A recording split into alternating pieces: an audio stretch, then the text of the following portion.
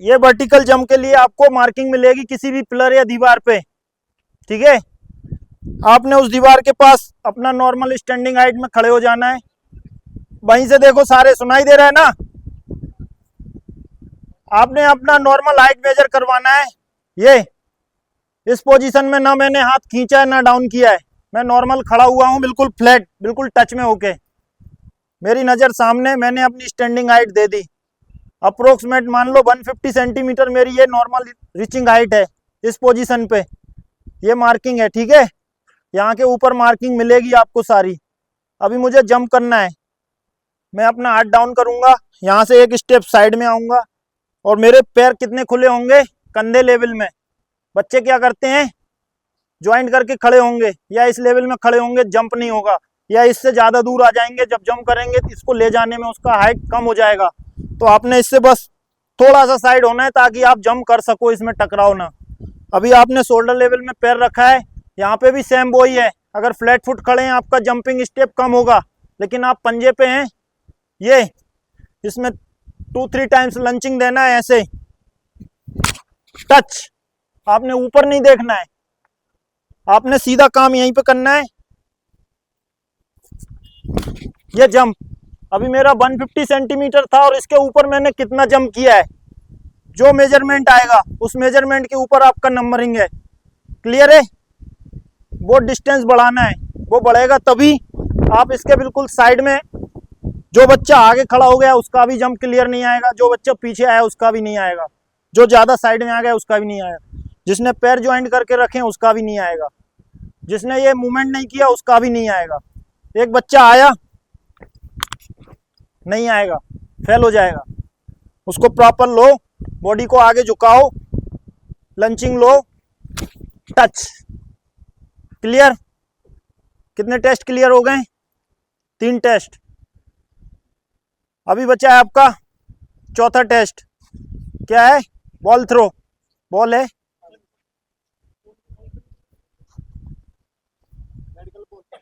कोई भी बॉल ले आओ, वॉलीबॉल, मेडिसिन बॉल चलेगा। नहीं नहीं, ये वाला नहीं चाहिए, छोटी बॉल चाहिए। वॉलीबॉल तो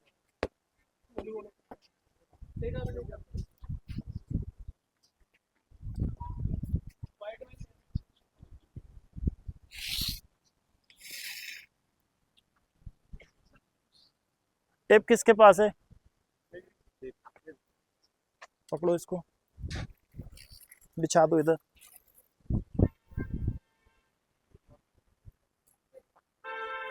बस रख दो, रख दो, रख दो, यहीं रख दो।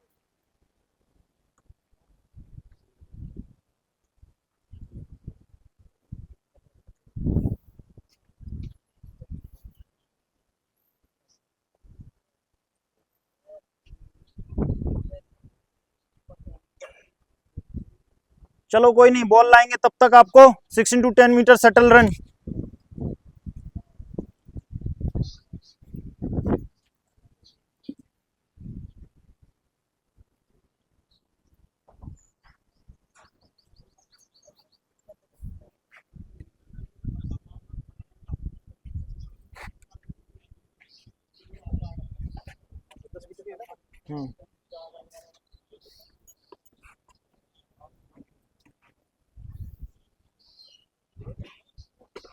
कोई नहीं, रख दो, कौन रख दो ना, कौन रख दो। हाँ बस बस छोड़ दो, कोई नहीं, ठीक है, चलेगा। ये कौन है?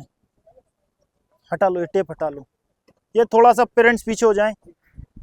ये आपका हो गया क्या? 6 into 10 मीटर शटल रन। जैसा नाम वैसा काम। 10 मीटर इसका डिस्टेंस है, 6 मतलब लैप है। यहाँ से आपको टाइमिंग मिलेगा। रेडी गो। बंदा जाएगा यहाँ से सीधा। 6 into 10 मीटर शटल रन बोलते ही आपके हाथ ऐसे हो जाने चाहिए सबके, क्रॉस। मकसद इसका यही है कि आप जाएंगे तो जब उधर जाएंगे तो आपका ये हाथ टच होगा, इधर आएंगे तो ये हाथ टच होगा। एक डेमोस्ट्रेशन में दे देता हूँ। जैसे ही आपको टाइम मिला, रेडी गो। रेडी गो हो गया, आप ये मूवमेंट में जाएंगे, ये टच करेंगे, फिर ये जाएंगे, ये टच करेंगे, फिर ये जाएंगे, ये टच करेंगे। कितना लैप हो गया? 4। ये लास्ट लैप है मेरा। 5। और ये मैं इधर से मूवमेंट करके फिनिश, बाहर हो गया। अभी मैंने क्या किया किसी ने देखा? अभी यही डेमोस्ट्रेशन दूसरा बच्चा देगा, ठीक है? कोई बात नहीं, स्पीड स्लो चलेगी। मैंने सिर्फ आपको टेक्निक दिखाना है, मकसद मेरा ये है, मुझे आपकी स्पीड अभी चेक नहीं करना है, ठीक है? अभी आपको ये 2 बच्चे करेंगे और इधर गोल गोल नहीं घूमना है इसमें। अगर फेस इधर है तो ये और यही रहेगा, ऐसे बार बार इधर इधर नहीं चलना है, ठीक है? चलो गो।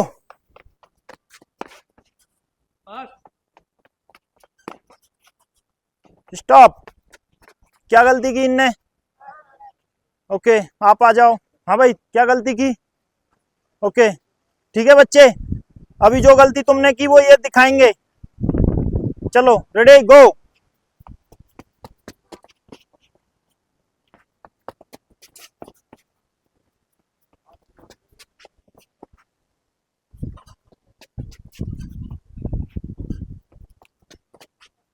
फिनिश फिनिश फिनिश फिनिश, उधर है। इसमें भी वही चीज लागू होती है कि लाइन से आपने कभी पीछे नहीं रहना, लाइन से आपने 2-5 मीटर आगे जाना है। इनने क्या गलती की? हाँ, इस टेस्ट का सीधा सा फंडा है, अगर यहाँ पे आपको मार्किंग मिली है, चूना मार्किंग मिलेगी। अगर चूना मार्किंग पे आपने टच नहीं किया, 6 लैप में से एक भी लैप अगर टच छोड़ दिया तो आपके 5 लैप खराब, आपको बाहर कर दिया जाएगा, ठीक है? तो आपने हर साइड टच करना है। दूसरी चीज, अल्टरनेट टच करना है, हैंड टच होना है, ठीक है? क्लियर है? तो अभी आप टच नहीं कर रहे हो, पहली गलती है, तो माइनर गलती है। चलो, दूसरी चीज कि आप वही हैंड टच कर रहे हो तो आप बाहर हो जाओगे। और इस टेस्ट का मतलब ये है कि अगर ये टेस्ट आपको, अगर मैं अभी 10 मौका भी दूं ना, इसके बाद एक बार आपने टेस्ट कर लिया और उसके बाद मैं आपको कंटिन्यू 10 मौके दे दूं, हर मौके पे आपका टाइम स्कोर बढ़ेगा, कम नहीं हो सकता। हो सकता है? नहीं हो सकता। सबसे बड़ी गलती, कितने राउंड लगा रहे हैं हम इसमें? एक बच्चा। मैंने जो किया था तब किसी ने देखा मैंने पैर कैसे रखा? अभी एक बच्चा दौड़ के आया, यहाँ पैर रखा है, ये लाइन है ना इसकी, यही लाइन है ना, सेम लाइन उधर मार्किंग है। अभी एक बच्चा आ रहा है, लाइन के पास आ गया बिल्कुल, यहां से उसने टच किया ना, और मैंने कहां से टच किया था? इतनी दूर से ये टच किया था ना। कितना डिस्टेंस है इसका और इसका? एक स्टेप का है ना, एक स्टेप गैप है। कितने राउंड है? 6। एक स्टेप इधर, एक स्टेप इधर, कितने स्टेप हो गए 6 राउंड में? 12 स्टेप। एक बच्चा चल रहा है 50 स्टेप और एक बच्चा चल रहा है 50 से 12 स्टेप, माइनस कर दो, कितना टाइम वेरिएशन आएगा? तो जो 38 स्टेप मार रहा है उसका टाइम ज्यादा आएगा 50 स्टेप वाले का। सबसे बड़ी गलती, ठीक है? दूसरी गलती कि आप दौड़ के जब यहाँ पे आ रहे हो, आपके दोनों पैर नजदीक है, या तो आपका पैर ये ट्विस्ट होगा, अभी तो आप स्लो स्पीड में हो, इस स्पीड में पास हो नहीं सकते, आपको चाहिए बिल्कुल 100% स्पीड। जब 100% स्पीड में आप आ रहे हो और दौड़ के आप अगर इस टाइप से पैर रखोगे तो ये मुड़ेगा, आप गिरोगे या ये फिसल के बाहर जाएगा, ठीक है? अगर ये यहाँ की जगह फिसल के यहाँ पहुंच गया तो आपका कितना टाइम बढ़ जाएगा, ठीक है? तो आपका पोजीशन कौन सा होना चाहिए जब आप रनिंग करके इधर आ रहे हो? तो ये पैर कहाँ है मेरा? कितनी भी रनिंग स्पीड में करके आ रहे हो, ये अगर ये पैर मैंने सीधा जमाया और ये पैर साइड में है तो मैं किसी भी पोजीशन में टच कर सकता हूं। लेकिन अगर मेरा पैर ये है, मैं इस पोजीशन में, स्पीड स्लो हो गई मेरी, लेकिन मैं रनिंग करके आया, टच किया, तुरंत वापस उठूंगा, बट उठूंगा इसी पोजीशन में। लेकिन अगर ये पैर ऐसा है तो मैं उठ नहीं पाऊंगा या यहाँ से ट्विस्ट हो जाएगा, ठीक है? तो आपने रनिंग मूवमेंट करते टाइम जब वहां पहुंचते हो लाइन के पास, इतना रीच हो रहा हूं ना मैं, एक स्टेप बचा लिया। पोजीशन क्या है मेरे पैर की? ये तो नहीं है ना, इस पोजीशन में गिर जाऊंगा। पोजीशन है ये, जैसे इधर आया इस पंजे पे लोड देना है, ये टच करना है, ये हाथ इधर ले आना है कंधे पे, ये इस घुटने पे, ये इस घुटने पे, ठीक है? तभी आपका ये टाइम क्लोज होगा। अगर आप सोच रहे हो यहाँ तक पैर ला के टच करके और वहां तक चला जाऊं, आप ये टेस्ट का स्कोर कोई नहीं दे सकता। ठीक है, 15 सेकंड है, 15-16 सेकंड, 16 सेकंड में 6 लैप करना, सारा टेक्निक का खेल है। ठीक है, जिसने स्पीड, तो सबकी स्पीड रहेगी, लेकिन जिसने ये स्टेप बचा लिया, पोजीशन सही कर ली, रीचिंग ट्विस्ट कर लिया, घूमना फास्ट कर लिया, वो बच्चा टाइम दे देगा। क्लियर है? आप बाहर आ जाओ बच्चे। और कौन देगा डेमो? चल बाकी अंदर चलो दोनों। अभी जो जो मैंने बताया वो गलतियां नहीं करना है। ठीक है, क्रॉस हैंड, पैर, डिस्टेंस, ट्विस्टिंग, ये सारी चीजें दिखाना है। स्पीड नहीं चाहिए मुझे, स्पीड आप नॉर्मल चलो, लेकिन जो टेक्निक है वो सही होनी चाहिए। रेडी, गो।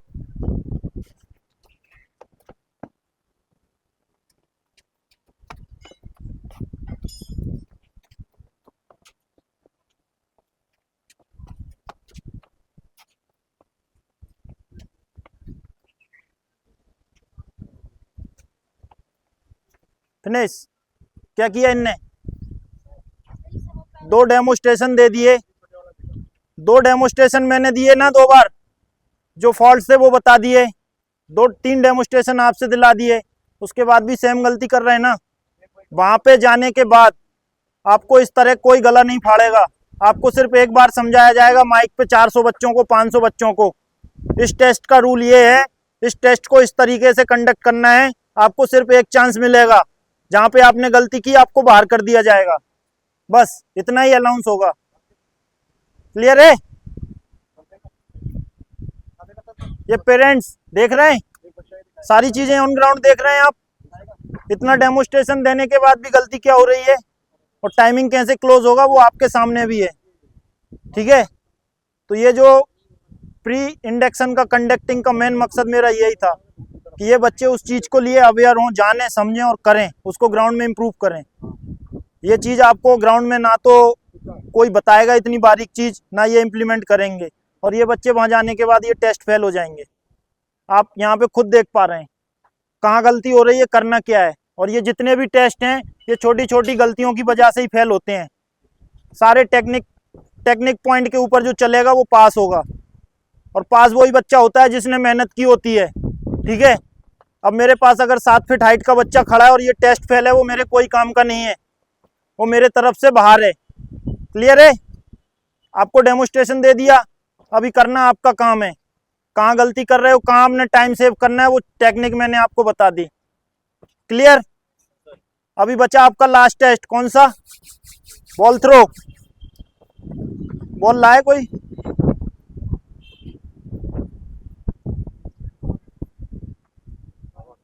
कोई नहीं, हवाई जरूरत नहीं है, टेप डालो इस पे। बॉल थ्रो बिछा दो इस पे एक बार, 30 मीटर पे पकड़ो इसको, यहाँ पे इस पॉइंट पे रखो।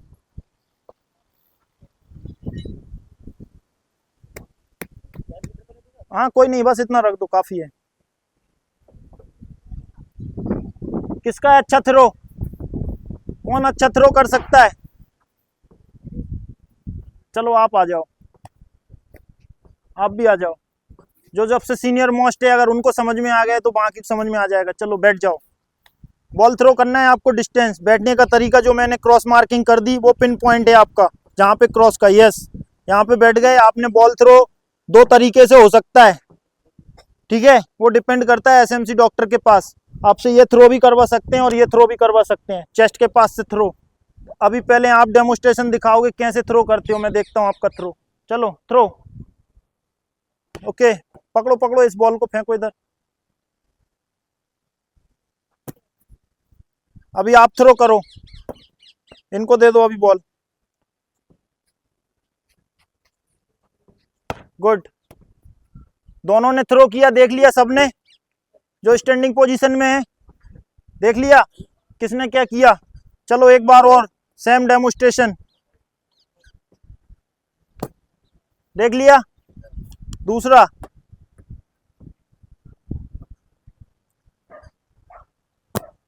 देख लिया। इसमें ध्यान देने वाली बात, जो गलती करते हो, पहली बात इस बंदे ने आपको बॉल पकड़ा, ये पकड़ा है ना, ये पूरी फ्लैट फुट हथेली से बॉल पकड़ा है इसने, इसलिए इसका थ्रो कम जा रहा है। ठीक है, दूसरे बंदे ने क्या गलती की, दूसरे बंदे ने बॉल हाथ में आई और थ्रो मार दिया, आपकी फ्लाइट नहीं छूट रही है, आपको सिर्फ एक ही चांस मिल रहा है। ठीक है, आपको कोई वहां डंडे नहीं मार रहा है कि आप 10 सेकंड या 2 सेकंड के अंदर थ्रो मारना है। जब तक आप तसल्ली नहीं कर लो मेरी बॉल सही पकड़ में आ गई है, तभी थ्रो करना है। दूसरा, बॉल पकड़ने का तरीका, दोनों ने ठीक से नहीं पकड़ा। बॉल अगर आपको थ्रो करना है, ये आपकी बॉल है, इसको इधर पकड़ना है, ये दिख रहा है, ये अंगूठा ऐसे मिला लो एक दूसरे से और इसको उंगली से दबा के रखो। ये मेरी उंगलियां टाइट है, बॉल को मैंने टाइट पकड़ रखा है, बॉल हाथ से निकल नहीं सकती। ठीक है, अगर ऐसे फ्लैट फुट पकड़ेंगे हमको थ्रो नहीं मिलेगा। क्लियर। दूसरा, मैंने यहाँ भी उंगली पकड़ लिया सेंटर में और थ्रो कर रहा हूँ, नहीं मिलेगा। तीसरी गलती, एक बंदे ने यहाँ से थ्रो कर दिया, मेरे चेस्ट के पास से बॉल का डिस्टेंस है, अब मैं यहाँ से थ्रो करूंगा तो मुझे इतना ही डिस्टेंस मिला है। मैंने अपनी बॉडी को थोड़ा सा पीछे झुकाना है, चेस्ट के पास टच करना है, फिंगर से ऐसे पकड़ना है। ठीक है, क्लियर है, दिख रहा है। और थ्रो कहाँ करना है, अगर थ्रो करना है, थ्रो कैसे करना है, सीधा थ्रो नहीं जाता। फ्लाइट जब टेकअप करता है कैसे जाता है, फ्लाइट की पोजीशन क्या होती है, ऐसे उड़ता है तब। तो लैंडिंग में नहीं बोला मैंने, टेकअप करता है जब इस पोजीशन में रहता है ना, तो इसी पोजीशन में आपने बॉल थ्रो करना है। इस पोजीशन में करोगे तो थ्रो आपको कम मिलेगा। ठीक है, तो जब आप बैठ गए हो, आपकी पकड़ मजबूत है, बॉल को मैंने प्रॉपर पकड़ लिया है ये पोजीशन में फिंगर से, और फिंगर को मैंने ये पोजीशन में रखा, और मेरी नजर कहाँ है, अभी देखो कहाँ है मेरी नजर, फ्लाइट मोड में ही है ना, इस मोड में नहीं है। अगर इस मोड में मैं थ्रो करूंगा तो मेरा थ्रो सामने ही जाएगा, लेकिन अगर मेरी पोजीशन ये है, इस मोड में मैंने हाथ चेस्ट के पास रखा है, ये लिखा है, अगर ज्यादा हाइट दोगे तब भी डिस्टेंस कम मिलेगा, सीधा मारोगे तब भी डिस्टेंस कम मिलेगा। आपकी पोजीशन यही होनी चाहिए। ठीक है, अगर आप बैठे हो, वॉलीबॉल प्लेयर हो, तो आपकी पोजीशन नेट को देखना है। ठीक है, अगर आप यहाँ बैठे हो और वॉलीबॉल प्लेयर है तो उसके लिए सिंपल सा फंडा बता रहा हूँ, अगर आप आउटर लाइन पे बैठे हो तो आपका थ्रो होना चाहिए वॉलीबॉल नेट के ऊपर, आपकी नजर इसी पोजीशन में आएगी। वॉलीबॉल नेट की हाइट इतनी मिलेगी ना बैठने के बाद। आपने ये बॉल को फिंगर से पकड़ लिया, ये सारी फिंगर, मेरी कोई भी फिंगर क्लोज नहीं है, सारी फिंगरें अलग अलग है, इनको मैंने दबा के पकड़ा है, कंट्रोल में है मेरे बॉल, मैंने अपने हाथ यहाँ पे रखे हैं और मेरी नजर है बिल्कुल 45 डिग्री एंगल पे, और ये थ्रो। ठीक है, समझ में आया। कोई भी सामने देख के थ्रो नहीं करना। बैठो, अभी दोनों बैठो, समझ में आया। Throw, okay.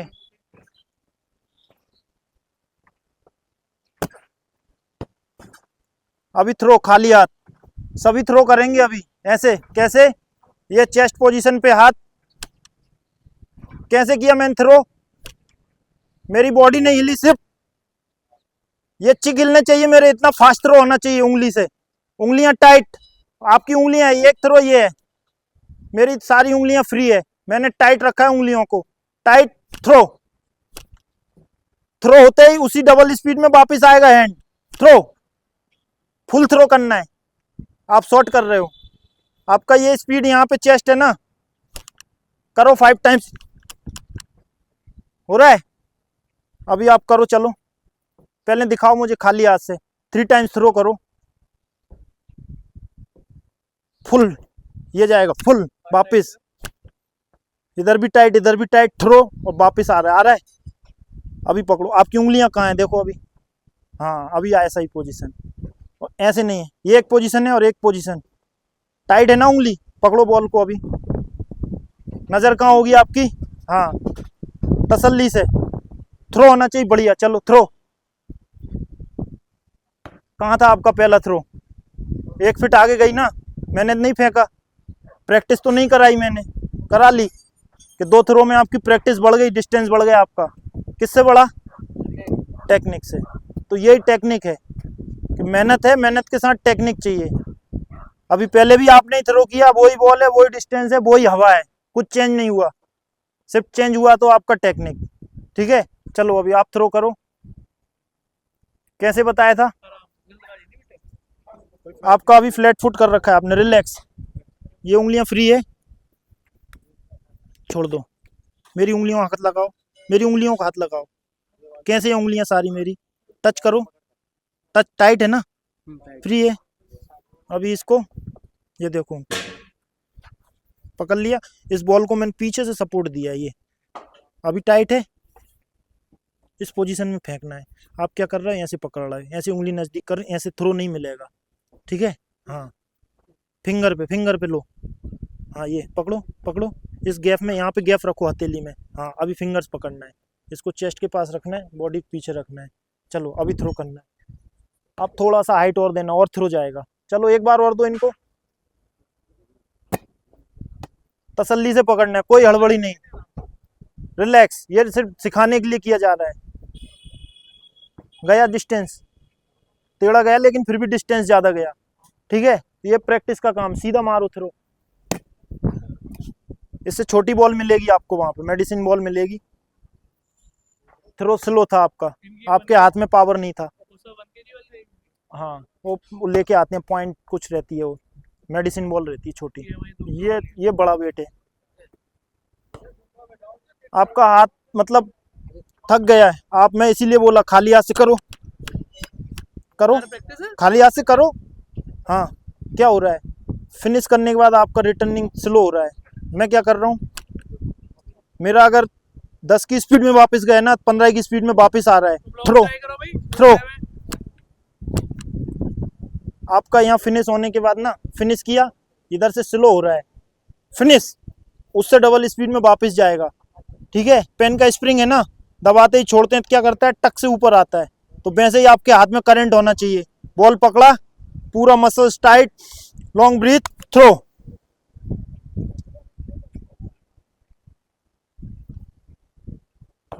कहाँ गई बॉल अभी? पहले कहाँ फेंकी थी?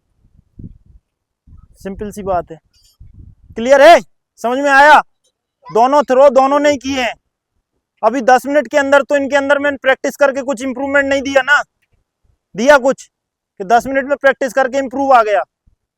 सिर्फ टेक्निक, तरीका आपका है जो मैंने बता दिया। वहां पे आपको इतना डीप जानकारी कोई नहीं देगा। ठीक है, क्लियर हो गया? खड़े हो जाओ। देख लिया, नजर सामने, फिंगरिंग पे बॉल।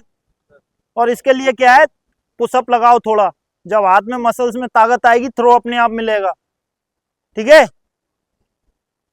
दूध पीना है, पुशअप लगाना है, चिप्स कुरकुरे नहीं खाना है। ठीक है,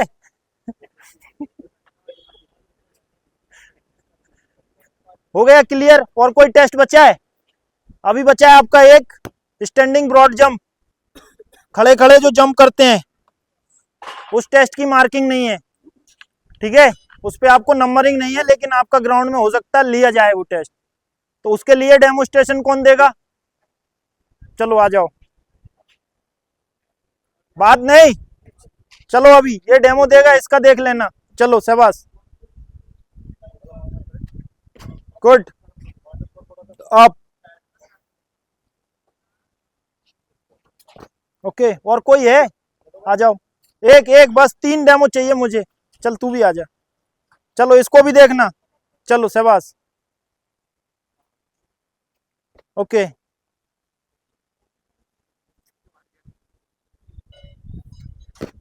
4 ने दिया डेमो, 4 में से किसने सही किया? कोई बता सकता है? और आप में से कोई बता सकता है चारों में से किसने सही किया? आप भी देख रहे हो ये चीज, ये मार्किंग है, ये तो पता था चारों को, है ना? अभी आपने जंप किया, एक बंदे ने जंप किया यहां से, फर्स्ट वाले ने, उसने ये पोजीशन की, सही की, लेकिन गलती कहाँ की? यहाँ की।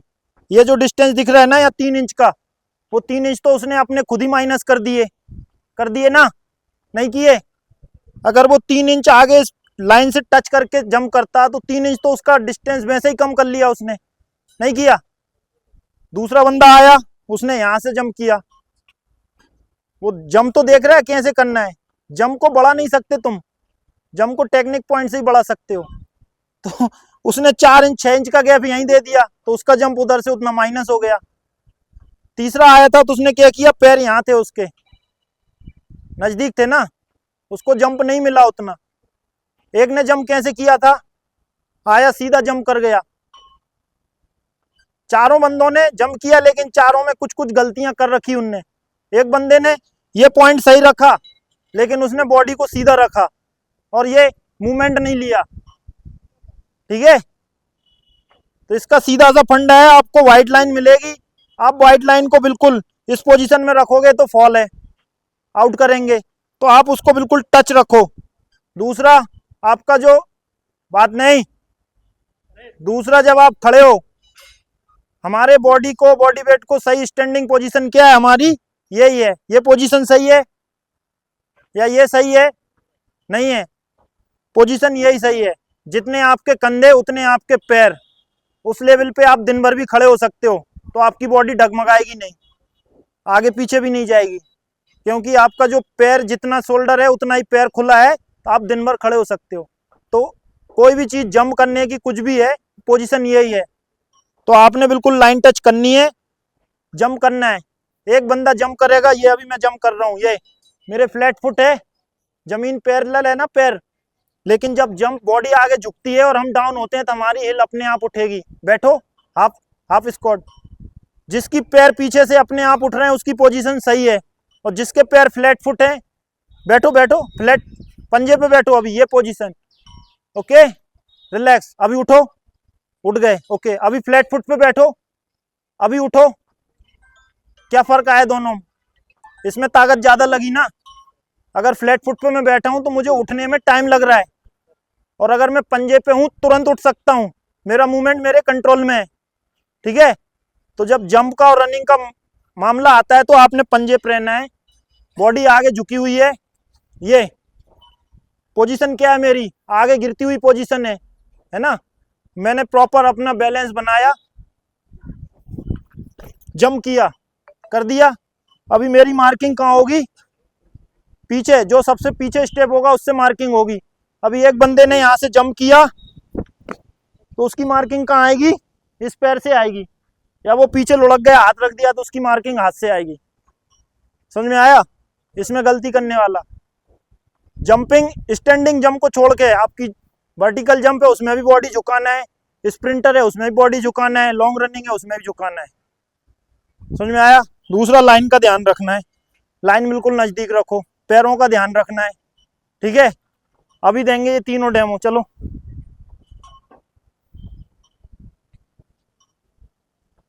समझ में आ गया। पहला फॉल्ट, यहाँ अगर आपका 1 इंच भी बढ़ता है तो वो 1 इंच आप उधर से माइनस कर रहे हो अपना। क्लियर, पहली पोजीशन, पहली गलती ठीक कर ली। अभी दूसरी गलती क्या थी, स्टेप की, कि इनका स्टेप शोल्डर के लेवल में खुला है, ओके। तीसरी गलती क्या थी, बॉडी को आगे झुका के रखना है, ओके। चौथी गलती क्या थी, फ्लैट फुट से पंजे पे आना है, बैठो, पंजे पे आना है बच्चे, हिल ऊपर, एड़ी ऊपर, हाँ, ये इस पोजीशन में बैठना है, नीचे ये, हाँ, 2 बार 3 बार अपना बैलेंस लंचिंग के लिए बनाना है और जंप करना है। चलो, देख लिया, चलो नेक्स्ट। पहली गलती, दूसरी गलती, तीसरी गलती, चौथी गलती समझ में आ गई। चलो अब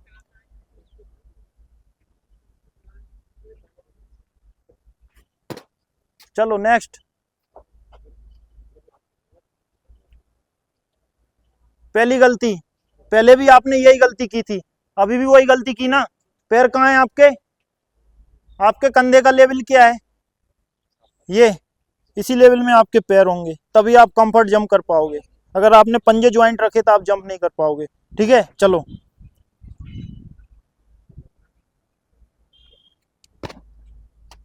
किसने अच्छा किया, फर्स्ट वाले ने। तो आपको जो गलत है वो समझ में आ गया, मकसद वही था मेरा कि जो गलत है वो समझ में आना चाहिए। जब जो गलतियां हैं वो सही हो जाएगी तो अपने आप इंप्रूवमेंट मिल जाएगा। क्लियर हो गए, सारे टेस्ट क्लियर हो गए, अभी करोगे प्रैक्टिस, गुड। तो बाकी अगर मैं अभी ये एसएमसी टेस्ट आपका लेता हूँ तो आप मेरे तरफ से सारे फेल हो, एक भी बच्चा पास नहीं हो सकता इस टेस्ट में। लेकिन अभी आप प्रैक्टिस करोगे, आपको पता चल गया हमने कहाँ गलती कर रहे थे हम और कहाँ हमने सुधारना है और कैसे करना है। तो ये तैयारी आपने करनी है अभी 20 दिन तैयारी करो। उसके बाद आने से पहले एक बार अपना खुद टेस्ट लो, जिस एकेडमी में हो आप वहाँ पे कोच आपका टेस्ट लेंगे तो आपको कंफर्म हो जाएगा कि हमारा टेस्ट टाइमिंग क्या आ रहा है।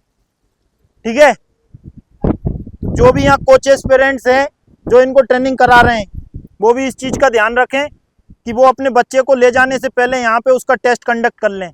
कहीं भी ग्राउंड में, इस ग्राउंड के लिए, इसके लिए कोई अलग से वो नहीं चाहिए। तो आप अगर बच्चे का टाइमिंग वगैरह चेक कर लोगे तो आपको कंफर्म हो जाएगा कि मेरा बच्चा उस लेवल पे पहुंच भी रहा है कि नहीं। अदरवाइज आप इतनी दूर जाके अपना टाइम, अपने बच्चों का टाइम, प्लस वहाँ पे जो डॉक्यूमेंटेशन हो रहा है उन क्लर्कों का टाइम बर्बाद कर रहे हैं। क्लियर है? तो ये इसको कंडक्ट करने का मेरा मेन मकसद यही था, ना कि ये फाइनल सिलेक्शन है। बस इसका मकसद ये है कि इन बच्चों को जो कमी है, गलतियां हैं वो समझ में आ गई तो ये अभी अपने हिसाब से मेहनत कर सकते हैं। ठीक है, इनमें दोनों इवेंट में अलग अलग टाइम है। वॉलीबॉल वालों के लिए अलग है, काइकिंग कैनोइंग के लिए अलग है। दोनों के नॉर्म्स हैं, कोचेस को दे रखे हैं मैंने। ठीक है, पैरामीटर्स आपके पास हैं। जो काइकिंग का बच्चा होगा उसके नॉर्म्स अलग है, वॉलीबॉल के अलग है। जब गेम अलग है तो नॉर्म्स भी अलग होंगे। सर्टिफिकेट, जो बच्चा 8 से 14 साल तक का है उसके पास अगर कोई भी सर्टिफिकेट नहीं है, वो बच्चा फिजिकल बेस पे, स्किल बेस पे अपना गेम में सिलेक्शन ले सकता है। उसके पास कोई सर्टिफिकेट की जरूरत नहीं है। अगर है तो बहुत अच्छी बात है, अगर नहीं भी है तो ऐसा नहीं है कि उसके पास सर्टिफिकेट नहीं है तो वो बच्चा सिलेक्शन नहीं हो सकता। होगा। जो 14 से 16 साल है, जो 2 साल आपको ऐड दी गई हुई है कि एक्स्ट्रा एज ग्रुप आपको दिया हुआ है, उसमें आपको चाहिए डिस्ट्रिक्ट, स्टेट, नेशनल मेडल या पोजीशन।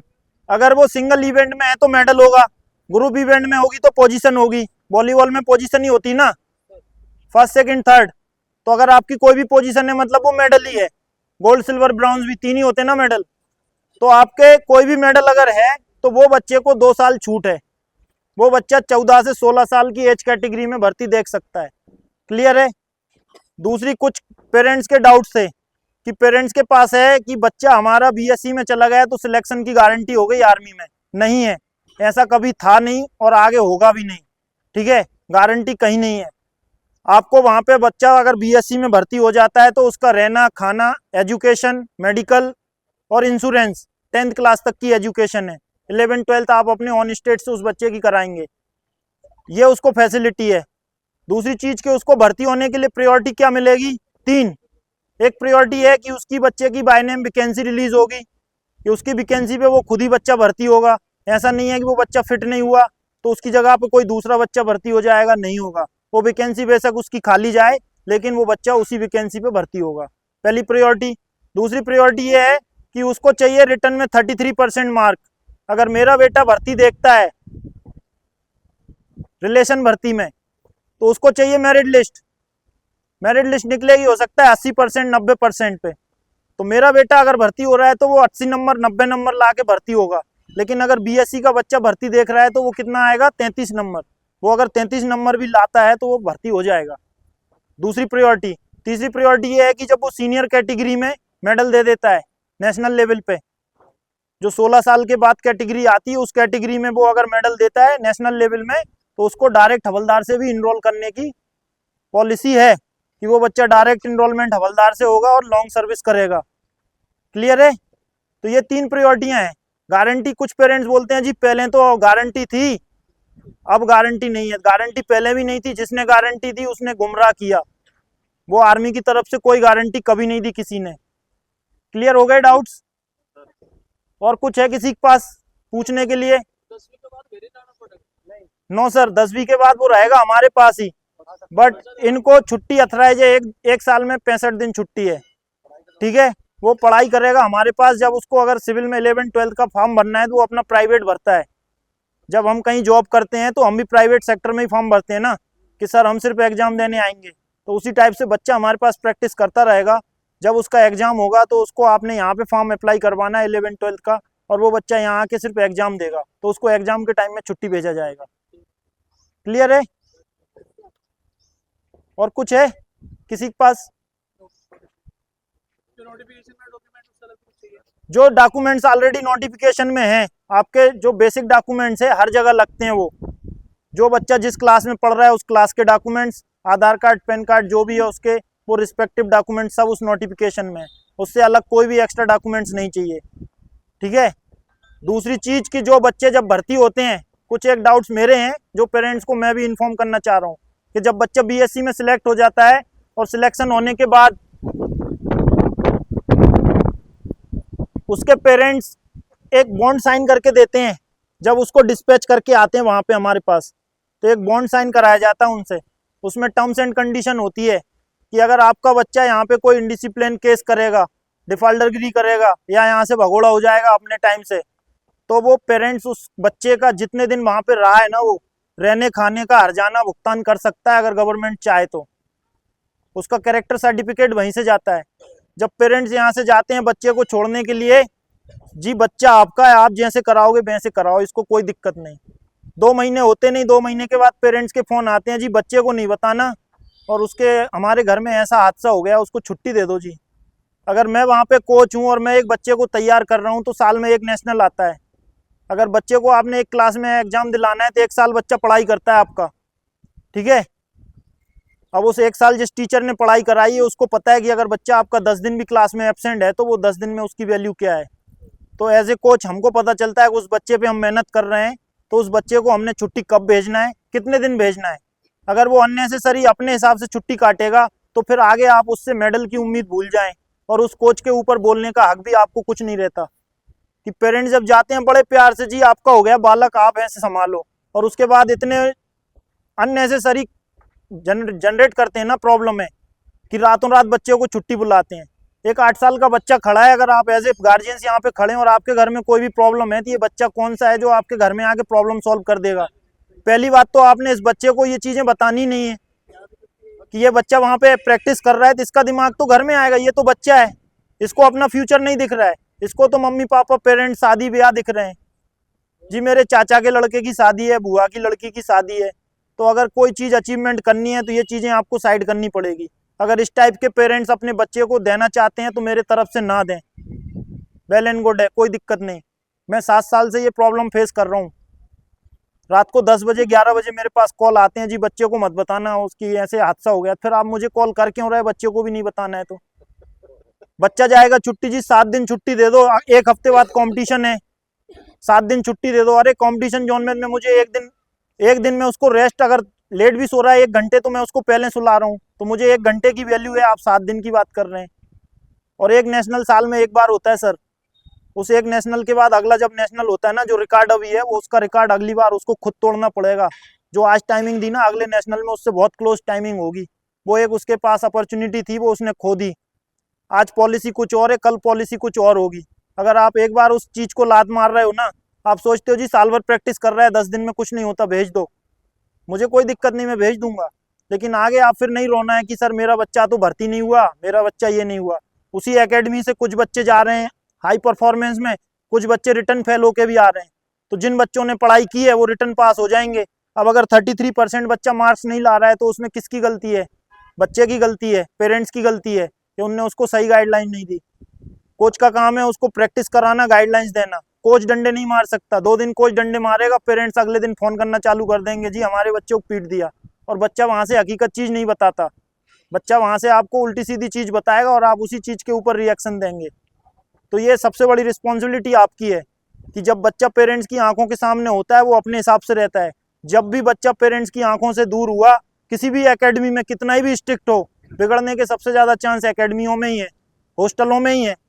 क्योंकि जब हम अपने बच्चे पे खुद उतना इंटरेस्ट नहीं दे रहे थे, हॉस्टल के पास तो 50,000 बच्चे हैं, उसने 100 बच्चों को देखना है, आप अपने एक बच्चे को देख नहीं पा रहे हैं तो वो 100 बच्चे पे कितना ध्यान देगा। तो ये रिस्पॉन्सिबिलिटी पेरेंट्स गार्जियंस की होती है। तो इन चीज़ों को आपने इंश्योर करना है, ठीक है। बाकी जो डाउट्स थे वो मैंने लगभग मेरे तरफ से क्लियर कर दिए। अभी भी किसी के पास अगर कुछ है तो वो मेरे से बोल सकता है। बाकी रहा सवाल ये जुगाड़ तुगाड़ वाला, तो ये जुगाड़ तुगाड़ वाले मामले में मत पड़ो। इस जुगाड़ तुगाड़ वाले मामले से मुझे सबसे ज़्यादा नफरत होती है। कि जो बच्चा जुगाड़ में अगर स्टार्टिंग से ही जुगाड़ कर रहा है तो वो आगे भी जुगाड़ से ओलंपिक में मेडल नहीं दे सकता।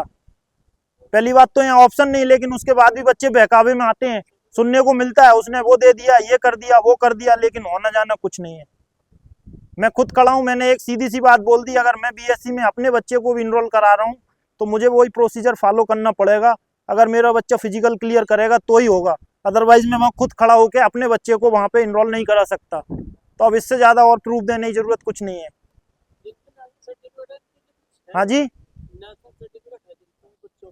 सर्टिफिकेट मैंने बताया सर, स्टेट डिस्ट्रिक्ट नेशनल, इसमें पोजीशन होगी, मेडल होगा, वही सर्टिफिकेट वैलिड है। उसके लिए छूट है, बोल तो रहा हूँ 14 से 16 साल, 2 साल एज है। अब जो अंडर 14 में अगर उसके पास सर्टिफिकेट है तो उसकी स्किल अच्छी होगी, नेचुरल सी बात है कि वो प्लेयर है। मैं तो अननोन प्लेयर ढूंढ रहा हूँ, और अननोन प्लेयर में अगर कोई मेडलिस्ट बच्चा है, पार्टिसिपेट किया हुआ है, तो उसकी स्किल यहाँ दिखेगी आपको।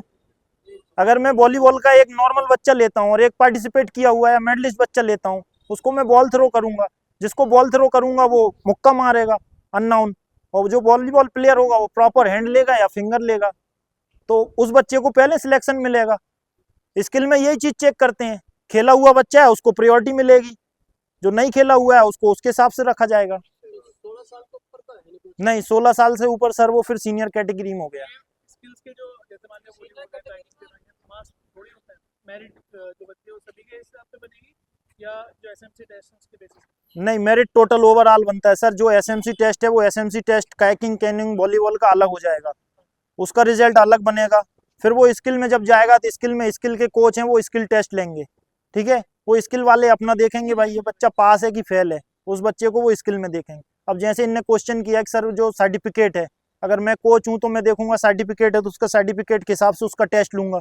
भाई अगर ये स्टेट लेवल खेला हुआ है तो मैं देखूंगा कि ये भर्ती हो मेरी तरफ से, तो अगर मुझे 4 बच्चे भर्ती करने हैं और 2 मेरे पास पार्टिसिपेशन वाले हैं और 2 बिना पार्टिसिपेशन वाले हैं, तो मैं पहले प्रायोरिटी पार्टिसिपेशन वालों को दूंगा। लेकिन अगर पार्टिसिपेशन वाला मेरा उसमें एसएमसी में फेल है तो फिर कुछ नहीं कर सकता, और जो नॉन पार्टिसिपेशन वाले हैं वो एसएमसी में क्लियर हैं तो मुझे वो 2 नॉन पार्टिसिपेशन वाले ही भर्ती करने पड़ेंगे। हाँ जी, वॉलीबॉल है और एक वाटर स्पोर्ट्स है, कायाकिंग, कैनोइंग।